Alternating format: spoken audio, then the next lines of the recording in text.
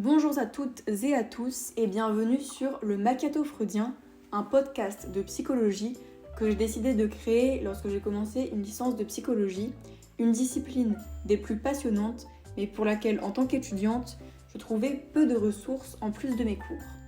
Alors ce mini-podcast est destiné principalement à des étudiants qui veulent réviser leurs cours tout en cuisinant des plats réchauffés dans leurs 12 mètres carrés avant un partiel ou bien lors d'une pause café à la machine de la BU.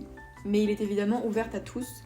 Que vous révisiez votre bac de philo ou que vous soyez juste là pour vous cultiver, je vous remercie de vous retrouver ici. Je commence tout de suite par un petit disclaimer. Les thèmes et idées abordés dans ce podcast ne sont pas abordés de la même manière dans toutes les facs et écouter ce podcast n'est absolument pas une garantie de réussite de vos partiels. Ce podcast se veut simplement ludique et il vient en addition de vos cours. En clinique, pour garantir votre réussite, je ne vous apprendrai rien en vous disant qu'il faut lire à côté. En attendant, n'hésitez pas à prendre des notes, à laisser des commentaires et surtout, bonne écoute. Pour ce premier épisode, nous allons commencer par le thème du rêve, pas les processus biologiques du rêve dans sa dimension cognitive, mais plutôt du rêve dans sa dimension psychanalytique. C'est un thème souvent abordé en L1 en psychologie clinique. Le rêve, phénomène intrigant, a toujours intéressé. Commençons par un peu d'histoire. Divers penseurs de l'Antiquité comme Aristote ou Platon, ainsi que des Égyptiens, avaient abordé le concept du rêve. Chez les Égyptiens, par exemple, le rêve avait une valeur sacrée. Il était vu comme un message divin, une sorte de porte secrète qui permettait d'atteindre une autre réalité au-delà du monde visible. Plus tard, au Moyen-Âge, on continue de croire que le rêve est un moyen de communication spirituelle. C'est une vision mystique, où les rêves deviennent des visions envoyées par Dieu, par les anges, ou parfois par des forces plus sombres. Mais c'est à partir du 19e siècle, avec la psychanalyse, que la vision des rêves va radicalement changer. Et là, c'est Freud, en 1900, qui va marquer un tournant avec la publication de L'interprétation du rêve. Un an après, il publie Sur le rêve, une version condensée. Son livre est accueilli de manière partagée. D'un côté, il y a ceux qui trouvent ça révolutionnaire, un moyen de comprendre l'inconscient, et de l'autre, des critiques qui doutent de la rigueur scientifique de ses propos. On sait que Freud a fait face à une forte opposition, mais ses théories sont tout de même devenues fondamentales pour la psychologie moderne.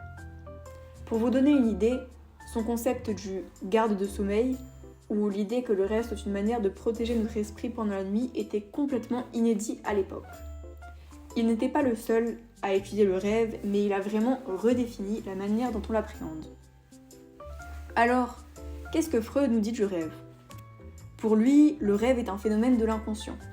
Il n'est pas juste une réaction biologique du sommeil, mais une expression profonde de nos désirs et de nos conflits internes. Le rêve, tout comme le lapsus et l'acte manqué, devient un moyen pour l'inconscient de se manifester. En d'autres termes, c'est une sorte de traduction des pensées refoulées ou des émotions qu'on ne peut pas exprimer dans la réalité. Pour Freud, ces rêves, ces images qu'on voit en dormant, ont une signification cachée, un message symbolique qu'il faut décoder. Il parle du travail du rêve, un processus de transformation des pensées refoulées en symboles, souvent déformées ou compressées. Freud insiste également sur le côté protecteur du rêve. Il le décrit comme un gardien du sommeil parce que selon lui, il empêche le réveil prématuré. Le rêve permet de maintenir l'équilibre psychique en évacuant les tensions ou les désirs non satisfaits de manière symbolique. Ce mécanisme permet aux rêveurs de continuer à dormir sans être perturbés par des pensées inconscientes trop lourdes à porter consciemment. Il va même plus loin en expliquant que le rêve permet à l'individu d'accomplir des désirs qui sont restés inassouvis durant la journée. Ces désirs sont souvent refoulés, inacceptables pour la conscience, mais grâce au rêve, il trouve une forme d'expression, même si cette forme est déformée et parfois incompréhensible. Par exemple, un rêve où l'on vole pourrait symboliser un désir de liberté ou d'évasion. Mais cette symbolique ne va pas être la même pour tout le monde, et c'est là toute la richesse de l'interprétation des rêves. Mais attention, Freud ne voyait pas le rêve uniquement comme un moyen de comprendre des désirs refoulés. Il y a une dimension de protection psychique. Le rêve aide à maintenir un équilibre, une forme de régulation interne. Mais tout ça n'est pas sans conséquence. Freud a également démontré que dans certaines pathologies comme la psychose,